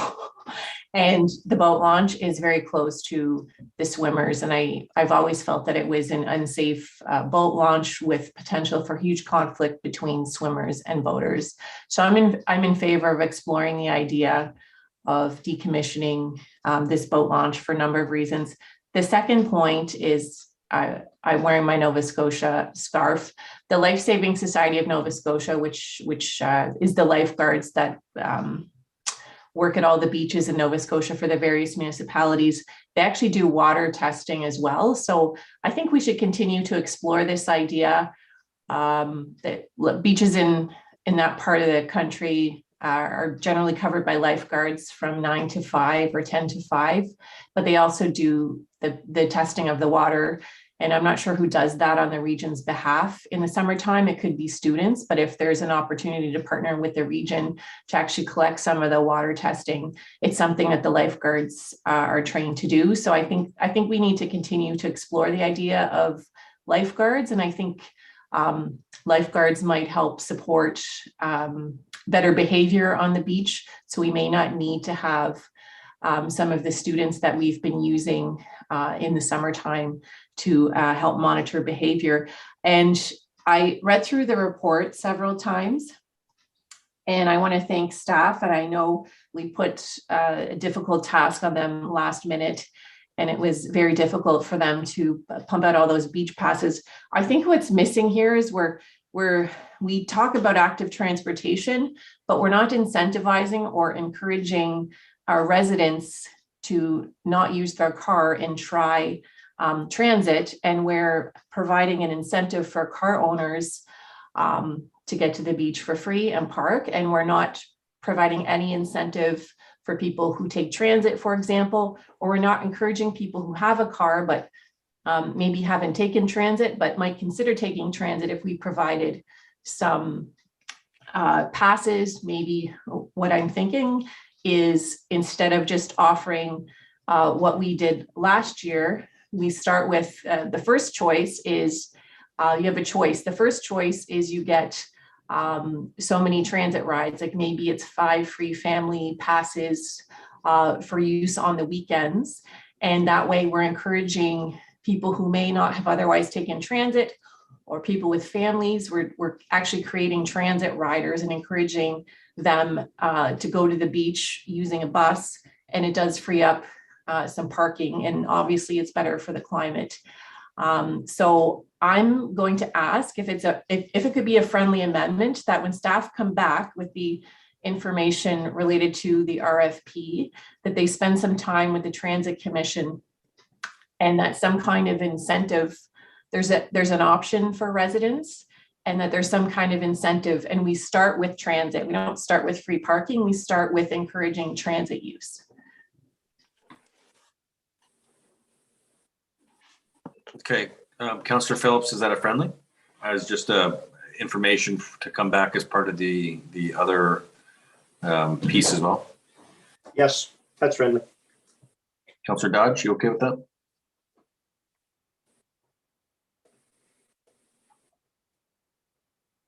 Yes, Mr. Mayor. Okay, so it's friendly. Councillor Porter, continue. That's it. I'm all good. Thank you. Okay, thank you, Councillor Porter. All right, so next on the list, we have Councillor Miller and then Councillor Dodge. Yeah, thank you. I think Councillor Porter addressed a couple of things I wanted to ask about. I guess the really concerning part of the report was about the really horrible time and things that our staff were subjected to trying to roll out the parking pass. So I guess I'm curious how can we mitigate that? Maybe not just for this program, but I think in general, it's probably fair to say that our public facing staff are facing increased stress at work. I think a lot of places are seeing that, not just City of St. Catharines. Is there anything we're doing either to protect staff or do we have policies around dealing with aggressive or obnoxious calls or things like this? CA Oaks. Thanks, Mr. Mayor. It's a good question, Councillor. This isn't just on this particular issue. It happens across the board, and it happens to council. It happens all over. We do our best to support our staff in those situations as much as possible. I do know that there are and there is some work to come back in front of council in terms of code of conduct for how residents would interact with our staff in particular. So those are some mechanisms that we're working on. Specific to this report, it's really what we're looking at is to see if there's another way to implement the permit system that may have fewer, and recognizing that this was a very short turnaround that we had to provide to not only our staff but to the general public with trying to manage the system. So it was all happening at a variety of different perspectives coming in at us. So absolutely, we recognize that, and we're trying to do all we can to help support our staff in those situations. Yeah, I mean, I have to say my heart definitely sank reading that part of the report. That's something we as council created, and then we don't have to bear the brunt of really any of it. So certainly that's something we need to consider, in the future, trying to put these large scale programs in place in very short order. But I think, no one should be subjected to the sort of things that were happening when they're at work, especially people who this wasn't even their job, they were being seconded to it. So certainly if there's anything we can do to put into place to protect staff or give them the sort of power to remove themselves from those situations. I don't think anyone helping someone get a beach pass should be for free, should be being yelled at all. And whatever we can do to help stop that from happening, certainly we should be doing. So thank you. Thank you, Councillor Miller. And Councillor Dodge, wrapping up, I think. Thank you, Mr. Mayor. Most of the questions that I had and have spoken with staff about already have been asked by my fellow councillors tonight, and I'm glad to hear some of the questions coming out from them. I'm just wondering about, I know that this is for information and we're going to have obviously more meetings and whatnot. Will we be going out or to the public to get some feedback from them on some of the issues that, fellow councillors have mentioned and stuff like that before we get more information back from staff on some of the things that are outstanding here? Yeah, Oaks. Through you, Mr. Mayor. We did provide, so there was quite a bit of virtual consultation that was had over the course of, number one, developing the strategy, and then number two, throughout the process. The challenge we ran into, quite honestly, was just how during the pandemic, how do we have public consultation? So as we continue to evolve this, definitely the intent is to continue to keep the residents and the neighborhoods involved in the development. So that's something that we certainly can commit to doing, over the next several months, assuming that we're out of a situation where it's all virtual and different things. Because I do understand that some of the requests were for in-person type open houses, and we had in fact talked with planning staff, because they've run some really significant open houses virtually to allow. There are options on the table for us, and we'll continue to look at those. Thank you for that, Mr. CAO. I just wanted, actually, the neighborhood, there's been lots of questions asked, when this report came out, from people wondering when that was going to happen. So it's nice for them to be able to hear that this evening, that we are trying to get together with the community, and because of COVID, it's always seems to put a spoke in the wrench for us. So thank you for that. And thank you, staff, for the work that you're doing to help improve our beach situation. All right, thank you, Councillor Dodge. A lot of good information, a lot of good dialogue here. Really appreciate that. I'll now turn it over to the clerk for the roll call. Mr. Mayor, just a point of order. Yep.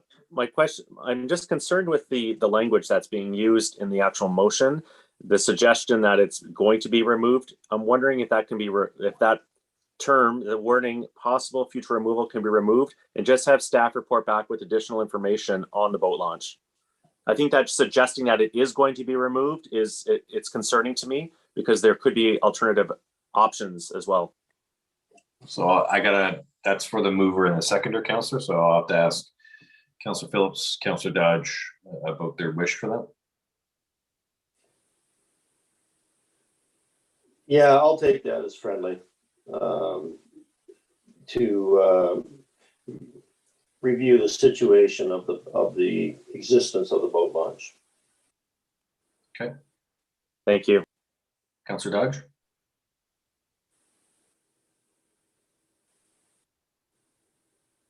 I'll take that as yes. Yeah. Okay, I'll go to the clerk. Call a question. Through you, Mr. Mayor. Councillor Phillips. Yes. Councillor Dodge. Yes. Councillor Miller. Yes. Councillor Garcia. Yes. Councillor Harris. Yes. Councillor Kushner. Yes. Councillor Porter. Yes. Councillor Sorrento. Yes. Councillor Townsend. Yes. Councillor Williamson. Yes. Mayor Sendzik. Yes. And that's carried. Okay, so that's it for the discussion agenda. We do have one motion that we have to decide if we want to deal with it tonight. It has been submitted by Councillor Porter.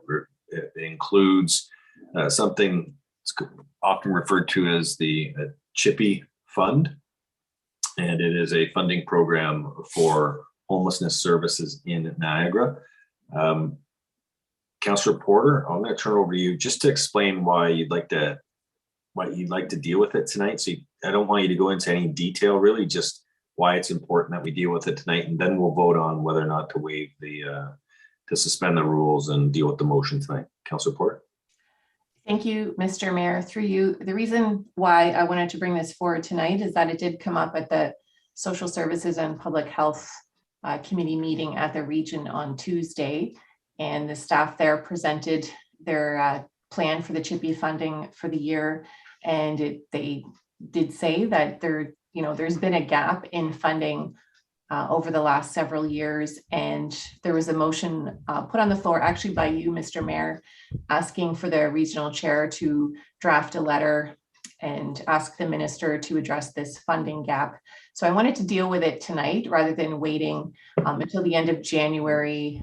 And I wanted the mayor's office to be involved with the chair's office in drafting this letter and, working, hopefully asking for a meeting with the ministry to talk about this. This has been an ongoing issue for several years. It's not just this government, it was a previous term of government as well. And in fact, in my motion, it states that the Auditor General has identified that the CHPI funding formula has been a problem since 2013. And it's something that I think that we should address tonight. And hopefully it's not new, because it's something that we talk about at AMO when we attend every year and we get to sit in front of the ministers. This is one of the issues. And we work with the region on advocating for CHPI funding. Homelessness funding is important to our region, and it does have an impact on our services in the city. When people aren't housed and don't have appropriate services, we end up spending more money as a municipality, which we've done. Okay, so that's the reason for it tonight, is the urgency for it, is what you're getting at.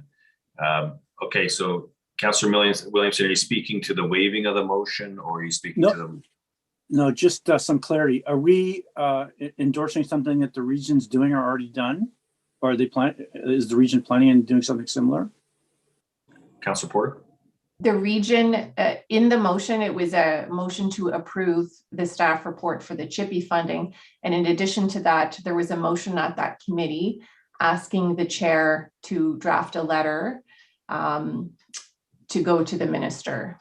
And because this funding is imminent, and because I believe we've been in a crisis in terms of homelessness for a long time, but we want to be involved in with the chair's office, making a request to meet with the ministers, and hopefully meeting our local MPP who is in government to go over this. So I want the mayor's office involved in advocating for this, because we're the largest urban municipality in the region. This funding has a massive impact on our city and on our residents. Well, I'm entirely agreeable. I just wanted to have some clarity on it. Thank you. Okay, thank you, Councillor Williamson. So we're just dealing with the waiving. Councillor Harris, I just wanted to, are we just asking for a direction, like directing the mayor? Like, is this a big deal? Can we just have a motion and get it over with? Or is it just a direction? Do we even need a motion? So I believe we need a motion. So sounds like we're okay to waive or suspend the rules. So motion to suspend to deal with the motion tonight, made by Councillor Williams, seconded by Councillor Miller. All in favor? That's carried. And so with that, the motion is now on the floor. I think Councillor Porter has spoken to it extensively, and I believe the direction that is being requested is that the city send correspondence. I apologize, do have a puppy in here. Correspondence to the minister to support the efforts of the chair.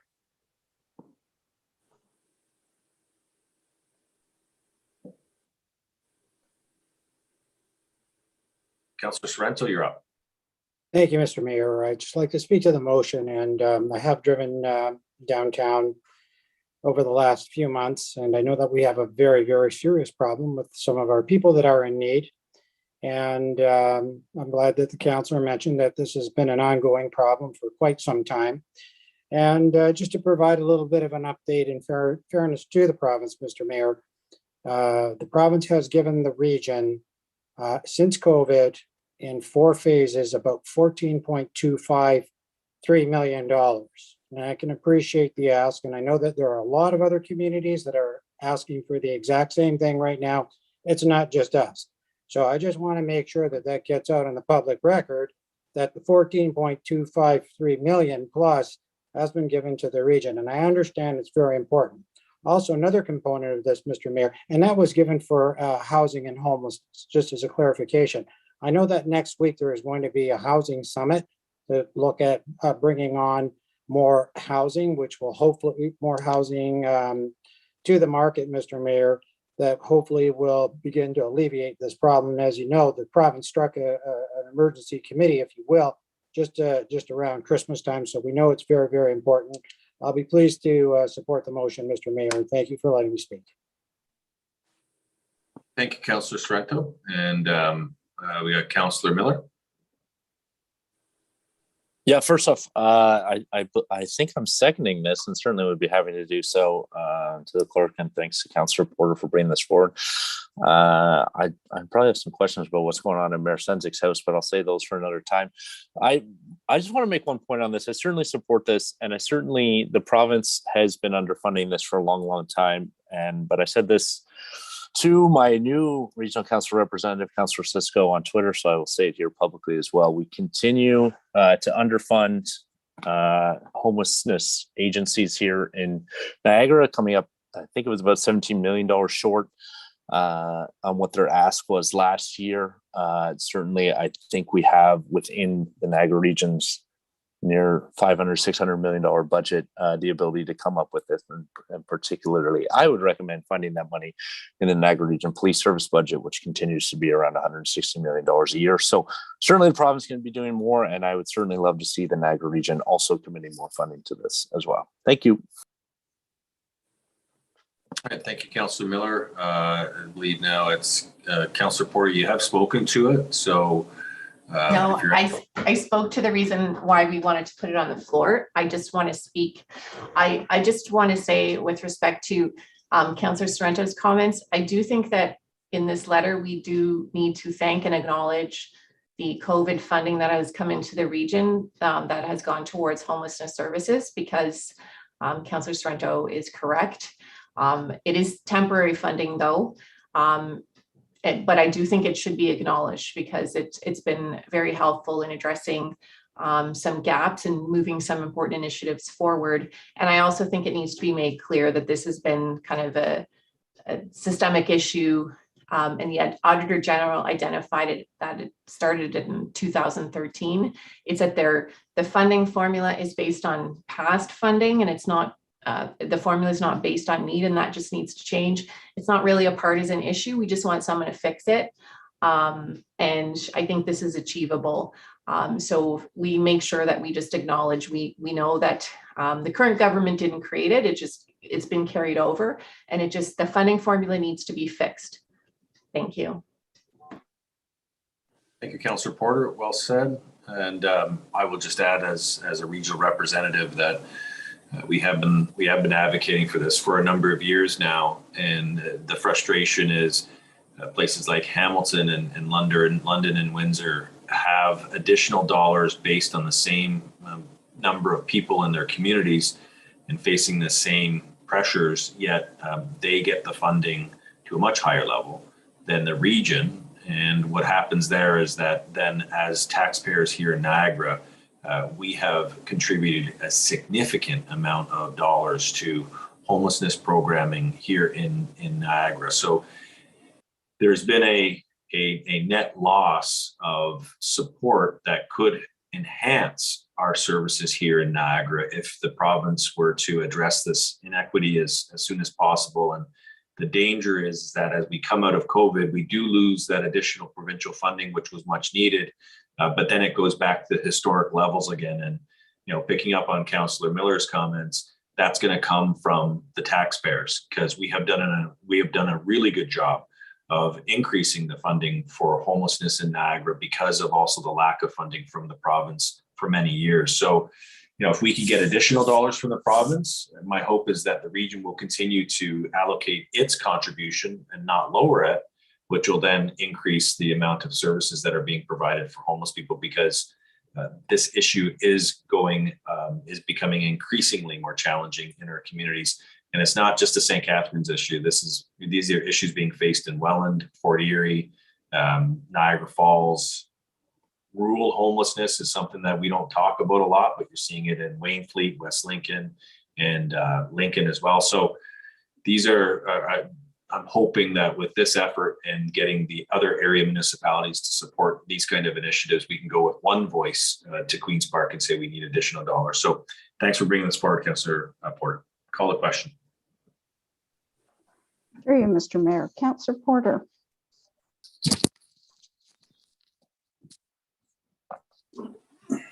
Councillor Porter. Oh, sorry, yes. Councillor Miller. A real cliffhanger there. I will say yes. Councillor Phillips. Yes. Councillor Dodge. Yes. Councillor Garcia. Yes. Councillor Harris. Yes. Councillor Kushner. Yes. Councillor Sorrento. Yes. Councillor Townsend. Yes. Councillor Williamson. Yes. And Mayor Senzik. Yes. And that's carried. Okay, so notice a motion for the next meeting, which is January 31st. Councillor Garcia and Councillor Porter, you'll have a motion forthcoming. Yes. Okay. Yes, we will work together on that, Mr. Mayor. Just one question for you to the clerk. Is it possible for you to repeat that letter from the coalition regarding the PCBs and so on, which is the one I was going to pull tonight at the next meeting's council correspondence, so it's available there for all councilors to see, please?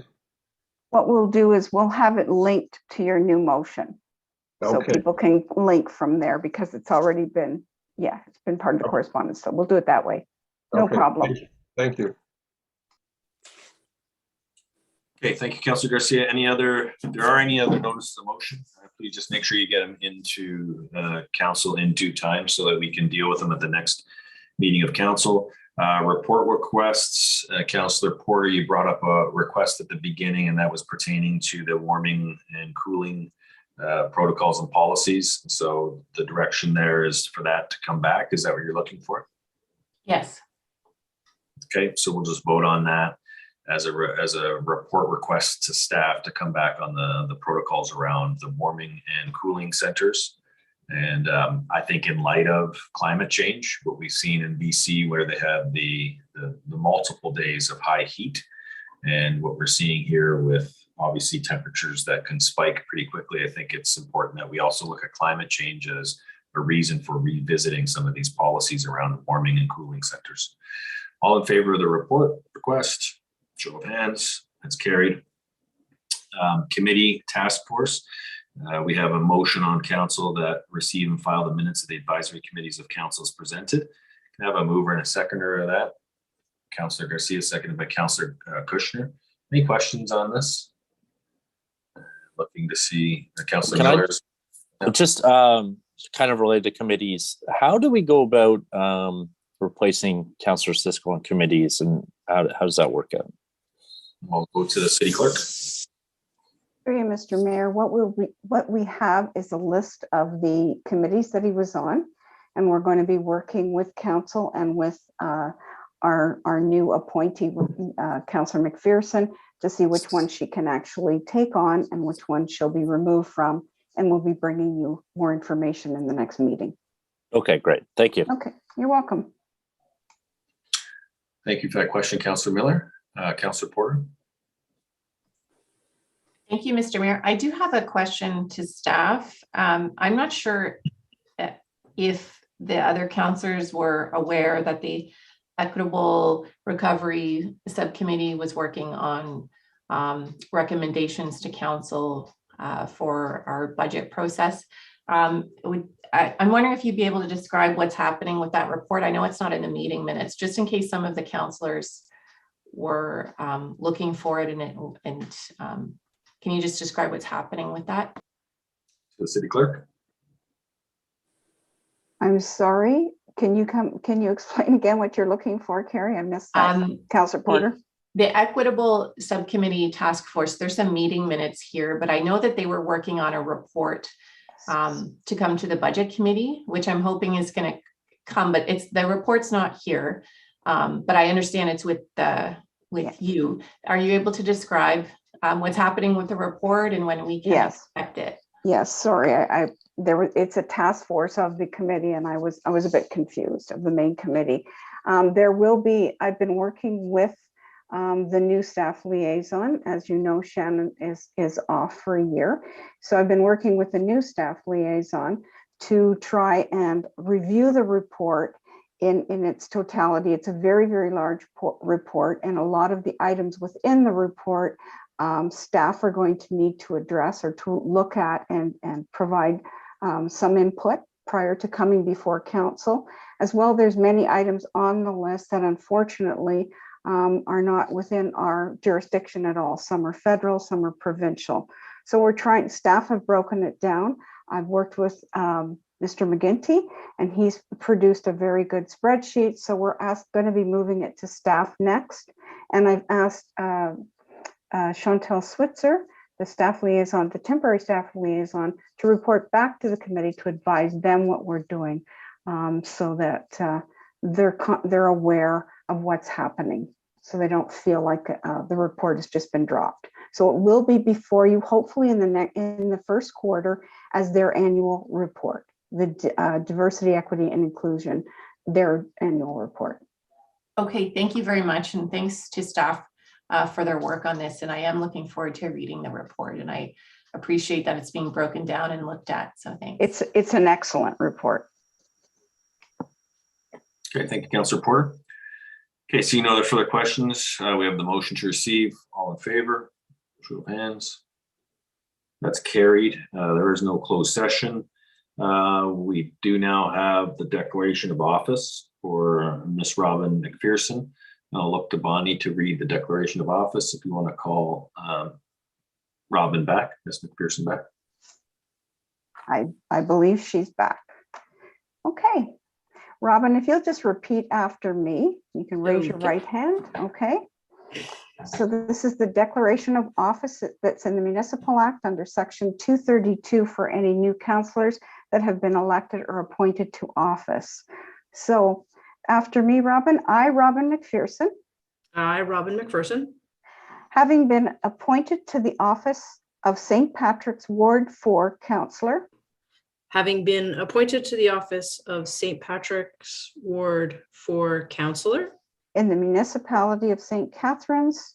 In the municipality of St. Catharines. Do solemnly promise and declare that. Do solemnly promise and declare that. I will truly, faithfully, and impartially exercise this office to the best of my knowledge and ability. I will truly, faithfully, and impartially exercise this office to the best of my knowledge and ability. I have not received and will not receive any payment or reward or promise thereof for the exercise of this office in a biased, corrupt, or any improper manner. I have not received and will not receive any payment or reward or promise thereof for the exercise of this office in a biased, corrupt, or any improper manner. I will disclose any pecuniary interest, direct or indirect, in accordance with the Municipal Conflict of Interest Act. I will disclose any pecuniary interest, direct or indirect, in accordance with the Municipal Conflict of Interest Act. I will be faithful and bear true allegiance to Her Majesty Queen Elizabeth II. I will be faithful and bear true allegiance to Her Majesty Queen Elizabeth II. And I make this solemn promise and declaration. And I make this solemn promise and declaration. conscientiously believing it to be true and knowing that it is of the same force and effect as if made under oath. And I make this I make this promise and declaration conscientiously believing it to be true and knowing that it is of the same force and effect as if made under oath. Could you please sign the document I've given you, Robin? Yep. Signed. Congratulations, Councillor McPherson. Thank you. I was going to say you were on mute the whole time, Councillor. For anything you said. Welcome, Council. Thank you very much. A lot of people. Cheers. Councillor Phillips, you got your hand up? Yes, Mr. Mayor, just before we go, I have something that I wanted to tell council about and the people, the residents who are watching. It's a very touching situation today. I received a phone call when I came in from shoveling, as you were shoveling, and from a person who was very distraught because her father had to have a medical procedure done at the hospital at 5 o'clock. This was at 4 o'clock this afternoon. And she knew that, they couldn't get out of their street because there was 2 feet of packed snow there. And she didn't know what to do. And as far as she was concerned, the father was concerned if he didn't get there, it could be a life and death situation. So I phoned CAO Oaks up and explained the situation to him, who put me in contact with Chief Upper. I received a phone call back tonight at 7 o'clock, or no, actually it was just before council at 6 o'clock, thanking staff for getting her father out of the street and to the hospital in time. And she said to me, she said, they probably saved his life. So given the situation that we have today in the snowfall, I just wanted to thank Mr. Oaks and Chief Upper for making somebody's day pretty special. Thank you for sharing. Make sure we keep capturing those moments too. Well done, Councillor. Councillor Garcia. Thank you, Mr. Mayor. I have a question on timing for you and through you to the clerk as well. The way I see it, our next council meeting on the 31st is going to have a number of issues on it that could take quite a bit of time. Presumably, we're going to have that Reptilia public meeting then.